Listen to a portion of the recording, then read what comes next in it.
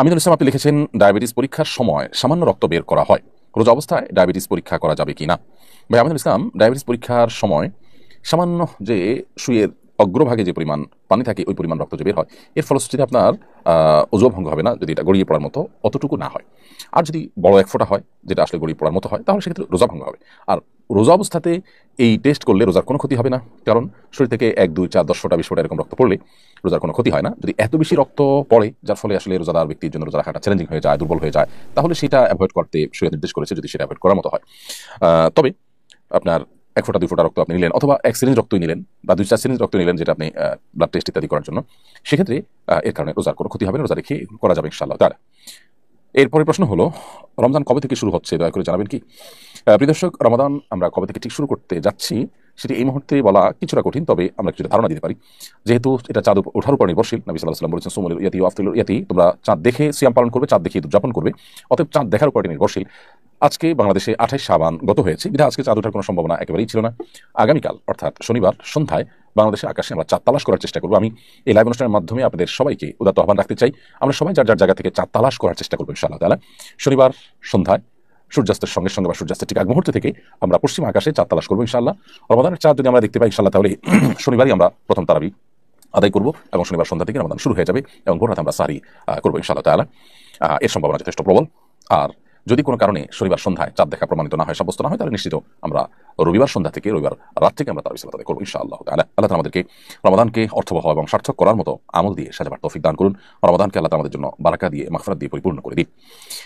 লিয়া আক্তার আপনি লিখেছেন, আমার স্বামী মারা যাওয়ার আগে নামাজ পড়তে চেয়েছিলেন, তিনি সিসিউতে ছিলেন, আমি নামাজ পড়াতে পারিনি, আমি কি গুনাহগার হব? বোন লিয়া আক্তার, আপনার স্বামী মৃত্যুর আগে যে নামাজ পড়তে চেয়েছেন, যেহেতু তিনি সিসিউতে ছিলেন, নামাজ পড়াবার মতো কোনো পরিবেশ পরিস্থিতি হয়তো ছিল না, সেটা যদি হয়ে থাকে তাহলে আপনার এখানে কোনো দায় নেই। তবে অনেক সময় দেখা যায় আমাদের পেশেন্টদেরকে আমরা একটু কষ্ট করলে তাদেরকে সালাত আদায় করতে পারি।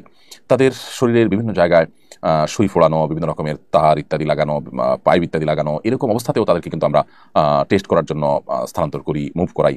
নামাজের জন্য আমরা এটুকুন কষ্ট করতে অনেক সময় রাজি না। সেটা যদি হয়ে থাকে তাহলে সেটা অবশ্যই ভুল। কিন্তু আপনি যেটুকু বলেছেন তাতে যা বোঝাতে চেয়েছেন যে সিসিউতে নামাজ পড়ার মতো কোনো অবস্থা ছিলেন না, হয়তো সেন্সলেস ছিলেন বা কিছু, তাহলে সেক্ষেত্রে আপনার কোনো দায় সেখানে নেই ইনশাআল্লাহ তাআলা।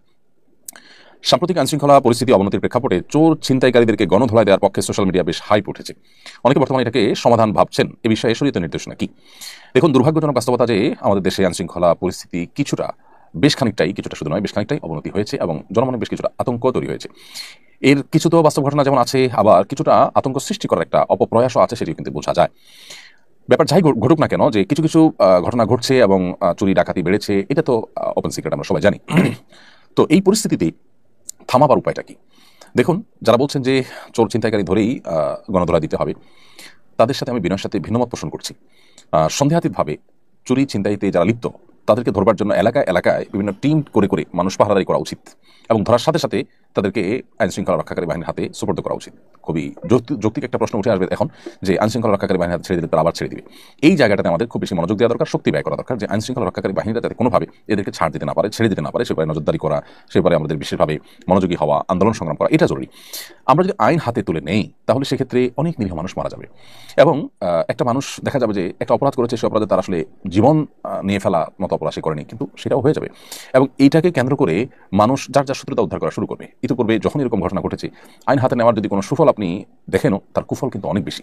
বিধায় একটা সমাজে গৃহযুদ্ধ অথবা একটা সমাজে অস্থিতিশীল একটা পরিস্থিতি এটা তৈরি হোক, এটা যদি আমরা না চাই, তাহলে সেক্ষেত্রে আইন হাতে তুলে নেওয়ার পক্ষে আমরা অনুগ্রহ করে কোনো ক্যাম্পেইন করবো না, বরং আইন হাতে তুলে নেওয়ার জন্য যে শক্তিটা আমরা ক্ষয় করবো, ওই শক্তি প্রয়োজনে আইন শৃঙ্খলা কেন বাস্তবায়ন করা হচ্ছে না, সরকারের বিরুদ্ধে আমরা আওয়াজ তুলতে পারি, চাপ সৃষ্টি করতে পারি, এবং নিজেরা আমরা পাহারাদারি করতে পারি। দেশের জনগণ বিভিন্ন প্রান্তে প্রান্তে এলাকা এলাকা যদি নিজেরা দায়িত্বশীল ভূমিকা পালন করেন, তাহলে সেক্ষেত্রে এটা কিছুটা হলেও কমিয়ে আনা সম্ভব। আল্লাহ আমাদেরকে নিরাপদ একটি আবাস ভূমি দান করুন, আমাদের প্রিয় স্বদেশকে সকল অশান্তি, সকল অপরাধ কর্ম, সকল অস্থিতিশীলতা, এগুলো থেকে আল্লাহ তাআলা হেফাজতে রাখুন। দুঃখিত। বর্তমান সময় আমাদের সন্তানকে পড়াশোনার প্রয়োজন এবং যোগাযোগ রক্ষার্থে মোবাইল, কম্পিউটার, ট্যাব সহ ইলেকট্রনিক ডিভাইস দিতে হচ্ছে, কিন্তু দুশ্চিন্তাও হচ্ছে যে তারা এসবের অসৎ ব্যবহার করছে কিনা, কোনো আপত্তিকর ওয়েবসাইটে ঢুকে যাচ্ছে কিনা। এক্ষেত্রে আমাদের করণীয় কি? আপনার সুচিন্তিত পরামর্শ কামনা করছি। দেখুন, সন্তানদেরকে পড়াশোনার প্রয়োজনে আমাদেরকে যে বিভিন্ন ডিভাইস দিতেই হয়, এই ডিভাইসগুলোতে বিভিন্ন অ্যাপস হয়ে তারা নানা অনভিপ্রেত ভিডিও বা ছবি এগুলো দেখে তারা বিপদগামিতার পথে চলে যাওয়ার আশঙ্কা সমূহ এবং জোরালো। শুধু শিশুরা কেন, আমরা বড়রাই কি নিরাপদ? আমরাও বিপদগামিতার পথে পা বাড়াবার সমূহ আশঙ্কা থাকে। এই হারাম থেকে বাঁচা এবং চরিত্র রক্ষা করার সংগ্রামে যদি আমাদেরকে টিকে থাকতে হয় এবং জয়ী হতে হয়, তাহলে সর্বপ্রথম কাজ হবে বিশেষ করে সন্তানদের ব্যাপারে তাদেরকে আমাদের নজরদারিতে রাখতে হবে। ডিভাইসগুলো আমাদের সামনে ব্যবহার করতে দিতে হবে। এমন হতে পারে যেমন আপনার কম্পিউটার বা ল্যাপটপ বাসার এমন একটা জায়গায় আপনি স্থাপন করলেন যে বাচ্চা কি ব্রাউজ করছে না করছে তার সবগুলো আপনি দেখতে পাচ্ছেন, আপনার নজরদারি থাকে। এটা করা উচিত। এটা যদি আমরা না করি তাহলে আমাদের অজান্তে, আমাদের অগোচরে সন্তান ভুল কোনো পথে পা বাড়াতে পারে। এটা একটি বিষয়। দ্বিতীয়ত হলো আমরা জানি যে আজকাল বেশ কিছু অ্যাপ বেশ কিছু প্রোগ্রাম বের হয়েছে যেগুলো আমাদের সন্তানদেরকে এবং আমাদেরকেও এরকম হারাম বিভিন্ন চিত্র বা ফুটেজ ভিডিও এগুলো দেখা থেকে বেঁচে থাকতে সাহায্য করে, সহযোগিতা করে। যেমন কাহফ গার্ড, এটি বেশ চমৎকার একটি অ্যাপ। আমি নিজে আমার মোবাইলে এটিকে ডাউনলোড করেছি। এটির ফলে যেটি হয় যে কোনো হারাম চিত্র বা হারাম কোনো ফুটেজ আমাদের মোবাইলে যদি আসে সেটি অটোমেটিক ব্লার হয়ে যায়।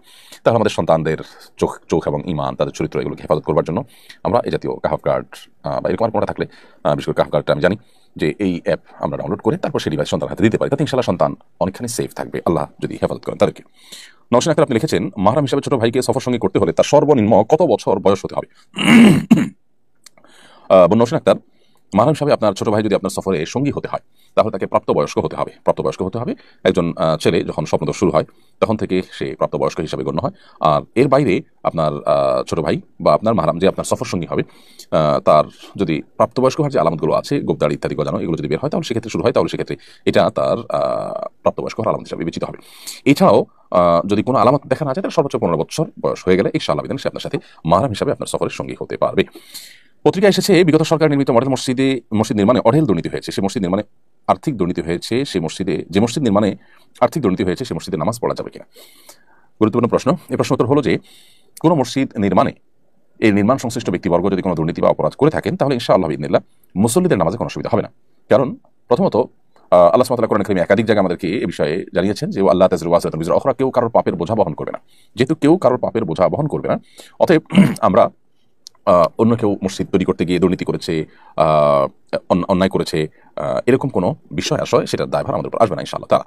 হ্যাঁ, কোনো অন্যের জায়গা জবরদখল করে বা কারোর জায়গা অন্যায়ভাবে মসজিদ নির্মাণ করলে বা জায়গা চিন্তা করে সেখানে মসজিদ নির্মাণ করলে সেই জায়গা নামাজ হবে কিনা এটা নিয়ে ওলামাদের মধ্যে দুইটা মত আছে। এক্ষেত্রে বিশুদ্ধ মত নামাজ হয়ে যাবে, তবে বিকল্প থাকলে সেই মসজিদে যাওয়া উচিত নয়।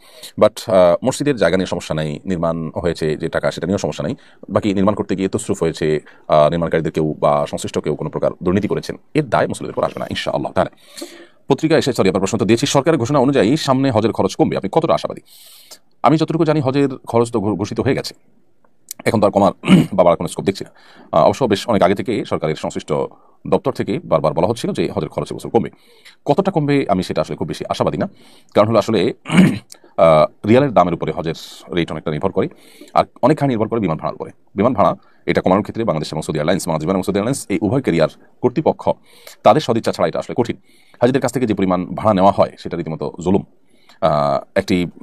একজন যাত্রীর জন্য বিমান যাওয়া আসার যে খরচ সেটার খরচ নেওয়া হয় ডাবল, কারণ যাত্রীদেরকে নেওয়ার জন্য ফ্লাইটগুলো নিয়ে যায় আবার খালি আসে। এই ডাবল নেওয়াটা যৌক্তিক, কিন্তু এই ডাবল নেওয়ার কথা বলে মূলত প্রায় ট্রিপল পরিমাণ নেওয়া হয়। এটা একটা দুর্ভাগ্যজনক বাস্তবতা। তো এটা কমা উচিত এবং এটা কমার পরে আন্তরিকতা থাকা দরকার, কিন্তু এত অল্প সময়ের ভিতরে সেটা আদৌ হবে বলে আমরা জানি না। তবে হ্যাঁ, সরকার যে সদিচ্ছা পোষণ করেছে, চেষ্টা করেছে, এটাও সাধুবাদ পাওয়ার যোগ্য।